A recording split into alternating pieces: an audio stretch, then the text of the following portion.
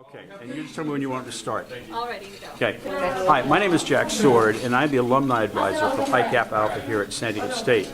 We recolonized this fall, and will next year become a chapter of Pi Kappa Alpha.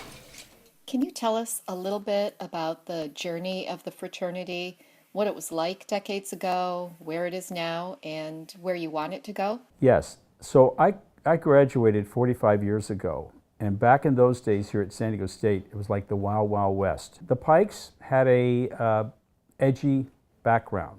Obviously, coming in, I'd heard a lot about the bad side of fraternities. I don't think there was a whole lot said about sexual assault 45 years ago. The stereotype has always been that it's party hardy and let's have a good time and pranks and and hazing your pledges and all of that. A lot of kids come to school with those stereotypes. That's not what we're about.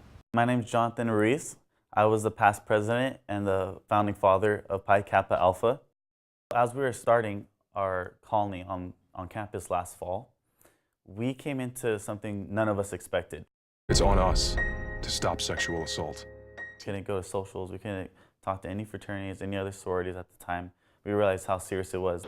This past year, sexual assault on university campuses made national headlines.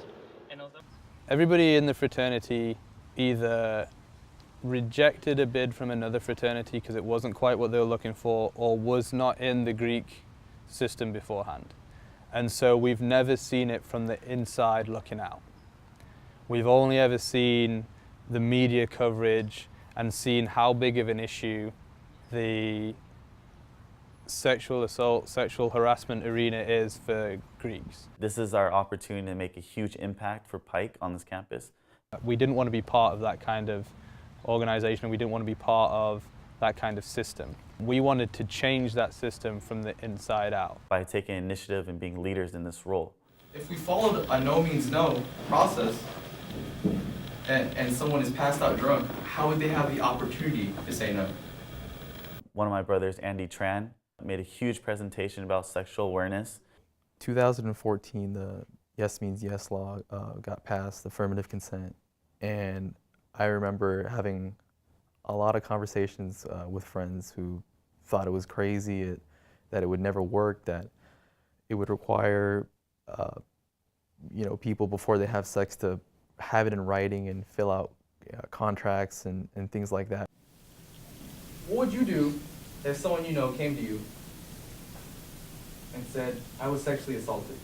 It's such a huge issue because I think it's one of the worst things that can ever happen to somebody. And a lot of us feel that way, and a lot of us have had friends who have gone through that. I don't see why you would have sex with someone who's so drunk that you would even question, like, do they really mean that they want to have sex with me? Am I sure I have their consent? To me, if you have to question it that much, I feel like you've crossed the boundary, you crossed the line. We had a friend of the fraternity recently go through that kind of actions, and a lot of the guys just weren't equipped to deal with that and offer the support that the girl in question needed. A lot of people think that rape only affects women, and so that is also very damaging to men who experience it. How to best support friends who have been through that. There's not enough education on that it does go both ways. Granted, it's especially when it comes to reporting. If you've been sexually assaulted, that doesn't make you any less of a man, and that doesn't mean that you shouldn't step forward, and that doesn't mean you shouldn't tell your story. I think it's an obligation on our part to help them, to educate them, to help them understand clearly what the rules are, how to behave, and what the consequences are if the behavior is not appropriate. All the students that were here last year know about what was going on, what was taking place. It was a huge deal because of the continuous education that we had throughout the whole semester too, not just at the beginning when all Greek life was suspended. Some of the conversations and some of the things that guys have had to be told about when it comes to the frat manners and stuff, I think guys should already know. I think it's systemic, a lot of it. We have education on several subjects. Why not sexual assault? I think there needs to be more programs for that, and maybe a general ed requirement. What other better way to start out organization by getting your name out as the fraternity that has a group of men trying to solve this issue? It was a desire to change what we'd become a part of to something that we'd be proud to be a part of.